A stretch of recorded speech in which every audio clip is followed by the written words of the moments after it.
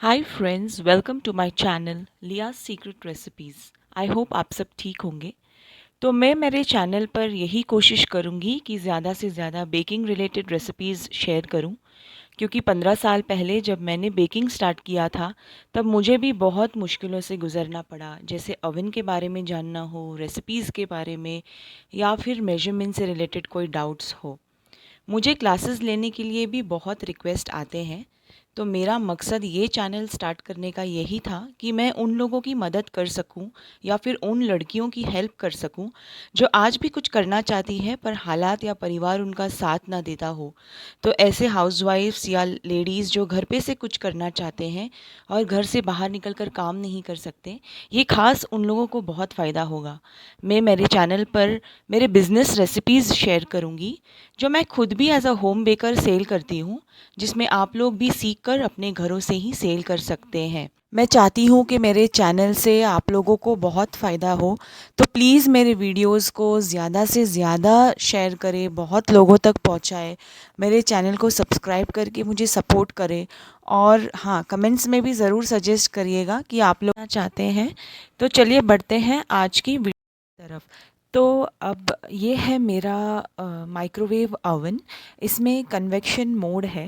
तो जिन लोगों के पास ओटीजी नहीं है और जिसके पास माइक्रोवेव ओवन है, तो वो चेक कर लें कि उसमें कन्वेक्शन मोड है या नहीं। अगर आपके माइक्रोवेव ओवन में कन्वेक्शन मोड है तो ही आप उसमें केक बेक कर सकते हैं।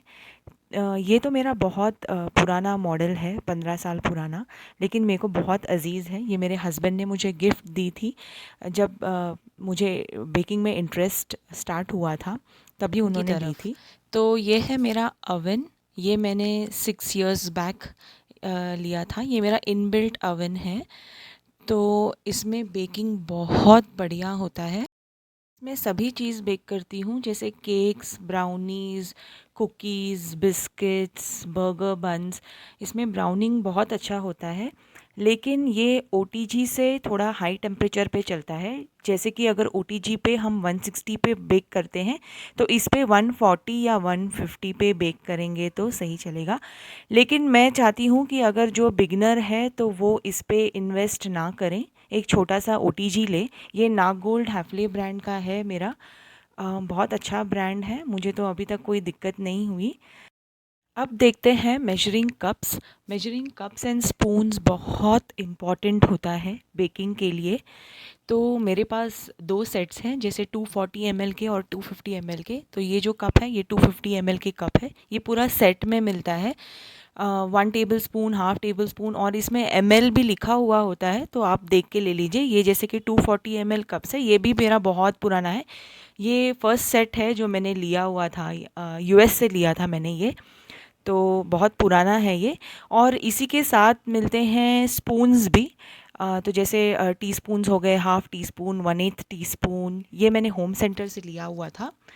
तो बहुत अच्छा है, क्वालिटी बहुत अच्छी है इसकी। तो आप लोग को अगर लेना है तो ले सकते हैं। ये सब आपको कोई भी बेकिंग सप्लाई स्टोर्स में मिल जाएगा। तो नेक्स्ट बढ़ते हैं। ये है पैलेट नाइफ़। इसे एंगल्ड नाइफ भी कहा जाता है। तो ऐसे एंगल, ये हमें फ्रॉस्टिंग करने के लिए बहुत इम्पॉर्टेंट है।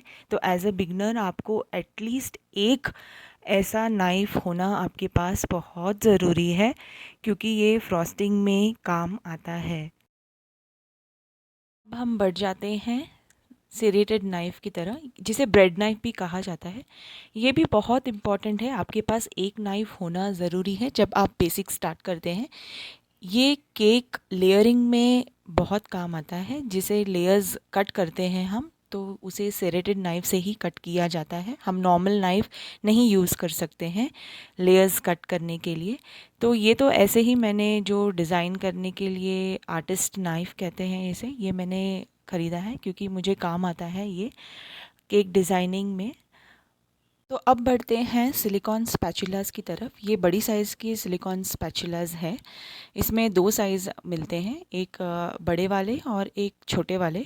तो आपके पास दोनों ही होना ज़रूरी है, क्योंकि हमें क्रीम फिल करने के लिए भी बहुत काम आता है, या कलर मिक्स करने के लिए भी छोटे वाले स्पैचुलास बहुत काम आते हैं। जो मैं स्क्रीन पे दिखा रही हूँ ऐसे वाले स्पैचुलास आप अवॉइड करें, ऐसा वाला स्पैचुलास ना लें, क्योंकि ये थोड़ा प्रॉब्लम होता है मिक्स करने में इसमें। और इसका क्वालिटी भी, ये जो वाइट वाला है ये मैंने यूएस से लिया था, तो इसका तो फिर भी चल रहा है। ये तो 15 इयर्स हो गए हैं इसको, तो फिर भी क्वालिटी अच्छा है इसलिए ये चल रहा है। लेकिन ये जो मैंने यहाँ से लिया था इसका क्वालिटी बहुत पुअर है। ये देखिए, ये गर्म की वजह से कैसे मेल्ट हो गया। तो इसकी वजह से ऐसा वाला स्पैचुलास आप ना लें, आप अवॉइड करें। ये है सिलिकॉन पेस्ट्री ब्रश। ये के लेयर्स सोक करने के लिए और डेकोरेशन के लिए भी काम आएगा। मैं आपको आगे के वीडियोस में ज़रूर बताऊंगी इससे डेकोरेशन कैसा किया जाता है। ये एक छोटू सा ग्रेटर है, मुझे बहुत पसंद आया था इसलिए मैंने ले लिया था। चॉकलेट या कुछ वगैरह ऐसा ग्रेट करने के लिए। इसे कहते हैं बलून विस्क। ये भी ड्राई और वेट इंग्रेडिएंट्स मिक्स करने के लिए यूज़ होता है। तो ऐसा वाला आपके पास एक होना ज़रूरी है। वैसे तो मेरे पास बहुत वास्ट कलेक्शन है ये सब चीज़ों का, लेकिन मैं सिर्फ आपको थोड़ा सा कलेक्शन लेके दिखा रही हूँ। एज अ बिगनर आपको क्या ज़रूरत है। ये भी एक छोटा सा विस्क है, मुझे बहुत पसंद आया था तो मैंने इसको ख़रीद लिया। अब बढ़ते हैं ब्लेंडर की तरफ। तो ये है ब्लेंडर, मैंने बोरोसिल ब्रांड का ब्लेंडर लिया था। ये बहुत अच्छा ब्रांड है, बहुत सालों से मेरे पास है, बहुत अच्छा चल रहा है। तो आपको एज अ बिगनर एक ब्लेंडर में तो इन्वेस्ट करना पड़ेगा, क्योंकि अगर आप क्रीम वगैरह बीट कर रहे हैं तो आप हाथ से नहीं कर सकते। हाथ से बहुत मुश्किल है व्हिपिंग क्रीम बीट करना। इसके लिए आपके पास हैंड ब्लेंडर होना बहुत ज़रूरी है। ये है सिफ्टर।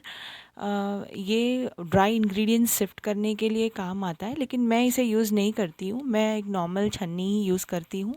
ये जो छन्नी आती है ये यूज़ करती हूँ ड्राई इंग्रेडिएंट्स सिफ्ट करने के लिए। ये भी आपके पास होना ज़रूरी है। मिक्सिंग बोल्स होना ज़रूरी है।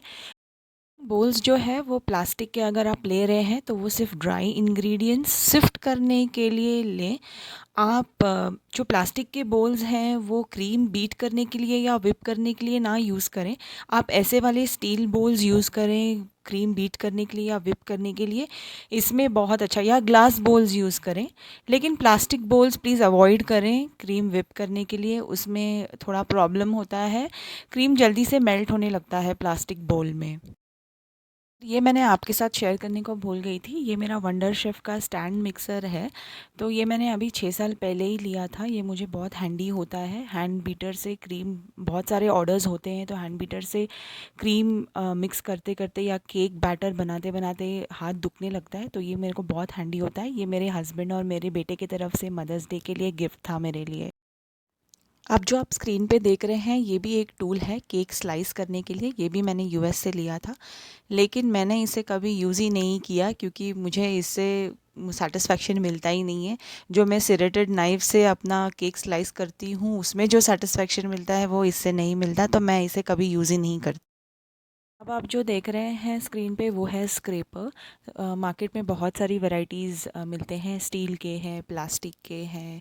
ये जो डिज़ाइनर ऐसे वाले ग्रीन जो मैं दिखा रही हूँ आपको, वैसे ये सब केक के साइड्स डिज़ाइन करने के लिए होते हैं, फ्रॉस्टिंग के लिए होते हैं, स्मूथ फिनिश के लिए होते हैं। तो ये आप ले सकते हैं, आपको जैसा पसंद है वैसा आप ले सकते हैं। ये स्टील के स्क्रैपर्स मैं प्रेफर करूँगी, ये ज़्यादा स्टर्डी होते हैं, और तो आप इसमें ज़रूर इन्वेस्ट कीजिएगा। ये जो स्क्रैपर्स जो ब्लू वाले हैं ये मैंने अमेज़ॉन से मंगाया था। ये भी केक के साइड डिज़ाइन करने के लिए होते हैं, जो टॉल केक्स होते हैं उनके लिए स्पेशली। तो आप अगर चाहिए तो आप ये भी ले सकते हैं। नेक्स्ट हम बढ़ते हैं वेइंग स्केल की तरफ। ये तो मस्ट है हर किचन के लिए, चाहे आप बेकर हो चाहे ना हो, लेकिन ये हर किचन में होना बहुत ज़रूरी है। ये इंग्रेडिएंट्स एकदम प्रिसाइजली मेजर करने के लिए काम आता है। मेरे पास तो दो है, और अगर आप केक सेल कर रहे हैं तो केक वेट करने के लिए भी, फाइनल वेट करने के लिए भी आपको बहुत ज़रूरत पड़ेगी इसकी। तो आप एक वेइंग स्केल में ज़रूर इन्वेस्ट कीजिए, ये ज़्यादा एक्सपेंसिव नहीं है। अमेज़ॉन में आपको 300-350 में जो वाइट वाला है वो मिल जाएगा। नेक्स्ट हम बढ़ते हैं केक टिन्स की तरफ। तो आप प्लीज़ इन्वेस्ट कीजिए, गुड क्वालिटी एल्युमिनियम टिन्स में इन्वेस्ट कीजिए। Silicon and non stick pans avoid करें। जैसे 5 और 6 इंच टिन है वो ½ kg केक्स के लिए यूज़ किया जाता है। तो मैं जो केक्स बनाती हूँ ½ किलो के, वो नॉर्मली 5 या 6 इंच में बनाती हूँ। 7 और 8 इंच जो केक टिन्स होते हैं वो मैं 1 kg केक के लिए यूज़ करती हूँ। तो मेरे पास 5, 6, 7, 8, 9, 10 सभी साइज़ेस के केक टिन्स है। 9 और 10 जो केक टिन्स है वो मैं 1.5 to 2 kg केक के लिए मैं यूज़ करती हूँ। डिपेंड होता है वेट और हाइट जो हमारे क्लाइंट्स को ज़रूरत है उसके हिसाब से।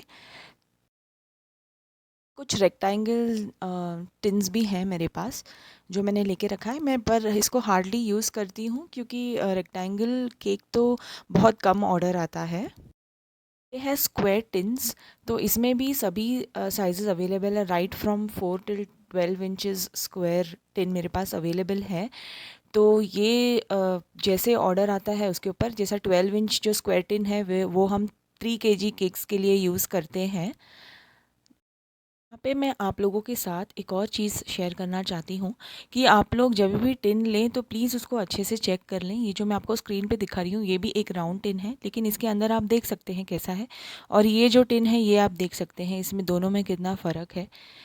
तो आप अच्छी क्वालिटी का लें, चीप क्वालिटी का ना लें, क्योंकि उसमें आपको राउंड शेप भी बराबर नहीं मिलेगा। ये वन टाइम इन्वेस्टमेंट है टिन्स, तो आप थोड़ा ज़्यादा ही पैसा देंगे तो चलेगा, लेकिन अच्छी क्वालिटी का, अच्छा शेप का लीजिए। देखिए स्क्वायर टिन भी आप देख सकते हैं इसमें कितना फ़र्क है। ये जो टिन मैं आपको स्क्रीन पे दिखा रही हूँ ये टिन में, और जो टिन मैं आपको अभी नीचे रखा हुआ है स्क्वायर टिन, वो भी आप देख सकते हैं दोनों में कितना फ़र्क है। ये आपको एकदम प्रॉपरली स्क्वायर देगा, और ये जो दूसरा वाला है उसमें आपको प्रॉपर स्क्वायर नहीं मिलेगा। आप दोनों देख सकते हैं, मैंने बाजू बाजू में रख दिया है, आप देख सकते हैं दोनों में फ़र्क कितना है। हम आ जाते हैं ये सिलिकॉन मोल्ड्स की तरफ, जिसमें आप प्लीज़ अवॉइड करें, इसे ना लें। सिलिकॉन बेकिंग के लिए ना लें स्पेशली, और नॉन स्टिक भी ना लें बेकिंग के लिए, क्योंकि इसमें बहुत ज़्यादा हीट प्रोड्यूस होता है। तो फिर आप नॉर्मल एल्युमिनियम टिन्स लीजिए, वो आपको चीप भी रहेगा और अच्छी क्वालिटी का भी रहेगा। ये नॉन स्टिक थोड़ी दिन के बाद जैसे आप वॉश करेंगे वैसे ये नॉन स्टिक निकलते जाएगा। इसे कहते हैं केक रिंग। कुछ लोग टिन्स में इन्वेस्ट करने से ज़्यादा ये रिंग्स में इन्वेस्ट करना पसंद करते हैं। मेरे पास ये एक ही स्क्वायर रिंग है जो मैं ब्राउनी के लिए यूज़ करती हूँ, क्योंकि ब्राउनी डीमोल्ड करने में बहुत आसान होता है। अब हम देखते हैं लोफ टिन्स। तो ये मैं ब्रेड बनाने के लिए और केक बनाने के लिए यूज़ करती हूँ। तो मेरे पास ½ kg और 1 kg के टिन्स हैं। ये भी आप देख सकते हैं, जो मैंने आपको पहले दिखाया वो लोफ टिन और ये टिन में कितना फ़र्क है। ये इसमें बराबर लोफ शेप नहीं मिलता। ये है ब्रेड टिन जो लिड के साथ आता है। ये आपको, ये सब ज़रूरी नहीं है लेना, ये सब मैं आपको बता रही हूँ। अगर आप चाहें तो ले सकते हैं, लेकिन एज अ बिगिनर ये सब इन्वेस्ट करने की कोई ज़रूरत नहीं है। ये है डॉल मोल्ड, जो बाबी डॉल केक्स निकला हुआ है उसके लिए यूज़ किया जाता है। ये 6 इंच का डॉल मोल्ड है। ये है कपकेक ट्रे। तो ये ट्रे आपको तभी ज़रूरत होगी जब आप, अगर ये लाइनर यूज़ करके अगर कपकेक्स बेक करना चाहते हैं तो ये आपको ट्रे बहुत इम्पॉर्टेंट है, आपको एक ट्रे में इन्वेस्ट करना चाहिए।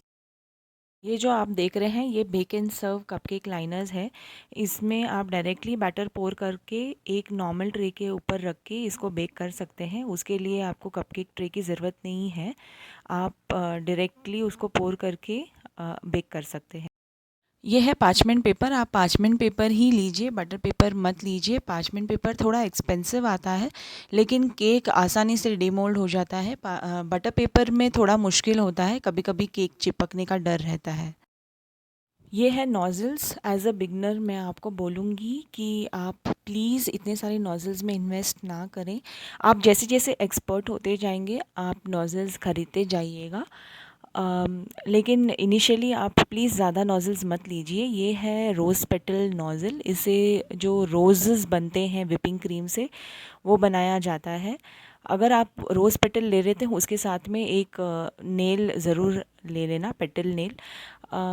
ये भी दो क्वालिटी का आता है, एक आता है प्लास्टिक और एक आता है स्टील। तो आप स्टील वाला लीजिएगा, प्लास्टिक वाला मत लीजिएगा। स्टील वाला बहुत स्टर्डी है, प्लास्टिक वाला स्टर्डी नहीं है। आप कभी कभी रोज़ बनाते बनाते वो जो प्लेट है ऊपर का वो गिर जाता है, तो आप स्टील वाला ही लीजिए। ये है पाइपिंग बैग्स। ये केक फ्रॉस्टिंग और पाइपिंग करने में बहुत काम आता है। तो ये 3 साइज़ का मिलता है, स्मॉल, मीडियम और लार्ज। आप अपने हिसाब से ले लीजिए। हम आते हैं टर्न टेबल्स की तरफ। तो मेरे पास 3 टर्न टेबल्स हैं। एक मेटल का है, एक प्लास्टिक का है और एक फाइबर का है। तो मैं मेरे एक्सपीरियंस के हिसाब से मैं बोलूँगी आप थोड़ा अगर ज़्यादा पैसा डालेंगे, क्योंकि ये भी वन टाइम इन्वेस्टमेंट है, तो आप प्लास्टिक का ना लें क्योंकि ये इतना स्टडी नहीं होता है। फ़ाइबर का फिर भी ठीक है, फ़ाइबर का आप ले सकते हैं। इसका प्राइस भी कम है, अराउंड 600-700 में आपको मिल जाएगा ये फ़ाइबर वाला। जो मेटल का है वो थोड़ा एक्सपेंसिव है, 1500-2000 से उसका रेंज है। तो आप मेटल में हो सकता है तो मेटल टर्न टेबल में ही इन्वेस्ट कीजिए, बहुत स्टडी है। ये जो है ये कूलिंग रैक्स है। ये मुझे माइक्रोवेव के साथ में ही फ्री में मिला था। तो ये मैं पहले यूज़ करती थी। अब ये मैंने अमेज़ॉन से मंगाया है कूलिंग रैक। ये कूलिंग रैक होना एक बेकर के लिए बहुत ज़रूरी है, केक्स कूल करने के लिए। अब हम देखते हैं cake boards. Cake boards different sizes के आते हैं, जैसे 6, 7, 8, 9, 10, 4, 5। आप मेक श्योर कीजिएगा कि आप जो भी केक बना रहे हैं वो केक बोर्ड उससे 2 इंच बड़ा हो साइज़ में। तो अगर आप 6 इंच का केक बना रहे हैं तो आप 8 इंच का केक बोर्ड लें। अगर आप 10 इंच का केक बना रहे हैं तो एक 12 इंच का केक बोर्ड लें। ये जो मैं आपको स्क्रीन पे दिखा रही हूँ ये है एक्रिलिक केक बोर्ड। ये एज़ अ बिगनर आप इसमें ज़रूर इन्वेस्ट करें, क्योंकि ये रीयूजेबल है। तो आप अगर पाइपिंग प्रैक्टिस कर रहे हैं तो उसे वॉश करके दोबारा ये केक बोर्ड को यूज़ कर सकते हैं। इसलिए ये बहुत फ़ायदेमंद होगा आपको अगर आप इसमें इन्वेस्ट कर रहे हैं तो। फ्रेंड्स, आई होप आपको मेरा वीडियो अच्छा लगा हो, इसमें से आपको नॉलेज मिला हो। मैं चाहती हूँ कि मेरा जो वीडियो है बहुत सारे लेडीज़ हॉबी बेकर्स के पास पहुँचे, वो भी कुछ सीख सके। तो प्लीज़ आप लोग मेरे चैनल को सब्सक्राइब करके मुझे सपोर्ट करें, मेरे वीडियोस को शेयर करें, मेरे चैनल को सब्सक्राइब करें। फिर मिलते हैं नेक्स्ट वीडियो के साथ। Bye, thanks for watching.